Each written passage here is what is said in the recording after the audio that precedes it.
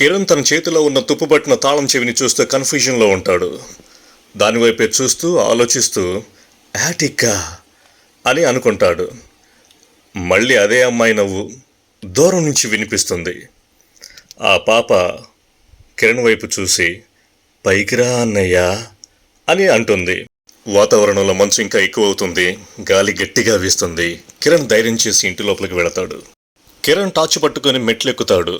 అవి wooden steps బాగా పాతవి కావటం వలన కిర్రు కిర్రుమని శబ్దం. కిరణ్ పైకెక్కిన తర్వాత యాటిక్ డోర్ ముందు ఆగుతాడు. డోర్ మీద డస్ట్తో ఒక డేట్ రాసి ఉంటుంది, 2006. ఎగ్జాక్ట్గా 20 సంవత్సరాల ముందు అని కిరణ్ అనుకుంటాడు. ఇక తన చేతిలో ఉన్న కీతో డోర్ ఓపెన్ చేస్తాడు. లోపల ఎటు చూసిన డస్ట్తో నిండి ఉంటుంది. పాత furniture, broken toys, spider webs. అకస్మాత్తుగా ఒక ఫోటో ఫ్రేమ్ కింద పడుతుంది. కిరణ్ భయపడుతూ ఫోటోను తీసుకుంటాడు. ఆ ఫోటోలో ఒక ఫ్యామిలీ ఉంటుంది. ఆ ఫోటోలో ఎవరుంటారంటే తాత, ఒక చిన్నమ్మాయి మరియు కిరణ్ చిన్నప్పటి ఫోటో. కిరణ్ ఒక్కసారిగా షాక్ అవుతాడు. ఈ అమ్మాయి అంటూ ఫోటో వెనక రాసిన మాటలు చూస్తాడు కిరణ్. కిరణ్ అండ్ మీనా సమ్మర్ 2006 అని రాసి ఉంటుంది. కిరణ్ ఒక్కసారిగా మీనా అని అంటాడు. ఇక కిరణ్కి ఫ్లాష్ బ్యాక్ గుర్తుకొస్తుంది. చిన్నప్పుడు తను ఒక అమ్మాయితో ఆడుకుంటున్నట్టు, ఆమె పేరు మీనా. కానీ ఫ్లాష్ బ్యాక్ సడన్గా బ్రేక్ అవుతుంది. కిరణ్ అంటాడు, నాకెందుకు గుర్తులేదు. అప్పుడే యాటిక్ కార్నర్ నుంచి చిన్న ఫుట్ స్టెప్స్ వినిపిస్తాయి. Tap tap tap. Torch light వేసి చూస్తాడు, కానీ ఎవరు కనిపించరు.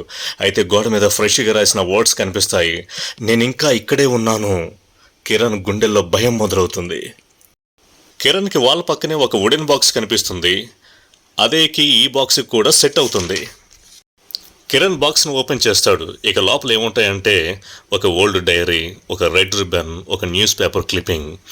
న్యూస్ పేపర్ క్లిప్పింగ్ని చదవటం స్టార్ట్ చేస్తాడు కిరణ్. అందులో ఏం రాసి ఉంటుందంటే 10 ఏళ్ల బాలిక కిడ్నాప్ అని రాసి ఉంటుంది. ఇక డేట్ విషయానికి వస్తే ఆగస్టు 17, 2006 అని రాసి ఉంటుంది. ఫోటో చూస్తాడు, అదే అమ్మాయి మీనా. కిరణ్ చేతులు వణుకుతాయి. కిరణ్ అనుకుంటాడు, ఇంపాసిబుల్. అప్పుడే డైరీ లాస్ట్ పేజీ ఓపెన్ అవుతుంది. అందులో ఏం రాసి ఉంటుందంటే నన్ను ఎవరు చంపారో యాటిక్కి తెలుసు అని రాసి ఉంటుంది. యాటిక్ డోర్ అకస్మాత్తుగా మూసుకుపోతుంది పెద్ద శబ్దంతో. కిరణ్ భయపడి వెనక్కి తిరిగి చూస్తాడు. డార్క్ కార్నర్లో వైట్ డ్రెస్ వేసుకొని మీనా నిలబడి ఉంటుంది. కళ్ళల్లో నీళ్లు.